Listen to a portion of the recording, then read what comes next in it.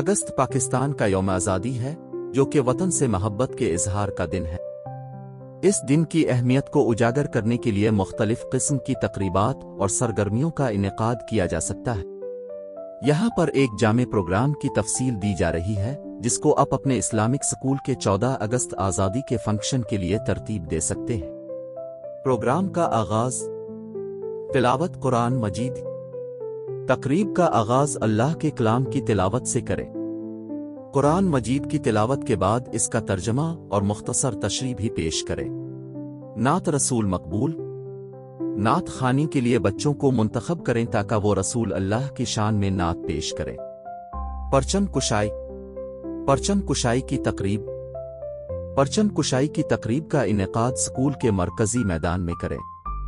قومی ترانہ پیش کریں جبکہ پرچم لہرایا جائے۔ تقاریر اور تقاریب۔ تقاریر۔ طلباء کو یوم آزادی کی اہمیت، پاکستان کی تاریخ اور تحریک آزادی کے بارے میں تقاریر کرنے کا موقع دیں۔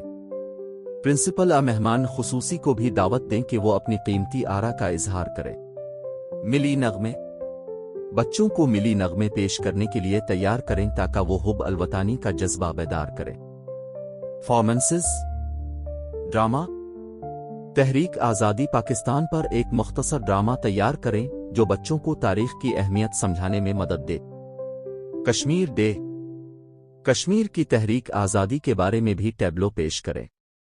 بچوں کے ذریعے پاکستان کے مختلف ثقافتی لباس میں ٹیبلو پیش کریں۔ تمام حاضرین اور شرکاء کا شکریہ ادا کرنے کے لیے پرنسپل کو دعوت دیں۔ انعامات اور تعریفی اسناد تقسیم کریں۔ دعائیہ کلمات۔ اختتام دعا۔ پاکستان کی سلامتی اور ترقی کے لیے دعا کی جائے۔ پروگرام کی کامیابی کے لیے تجاویز۔ پروگرام کی تیاری۔ طلباء اور اساتذہ کو کم از کم ایک ہفتہ قبل تیاری کا موقع دیں۔ مہمانوں کی شرکت۔ مقامی معززین، والدین اور کمیونٹی کے افراد کو شرکت کی دعوت دیں۔ میڈیا کو بھی دعوت دیں۔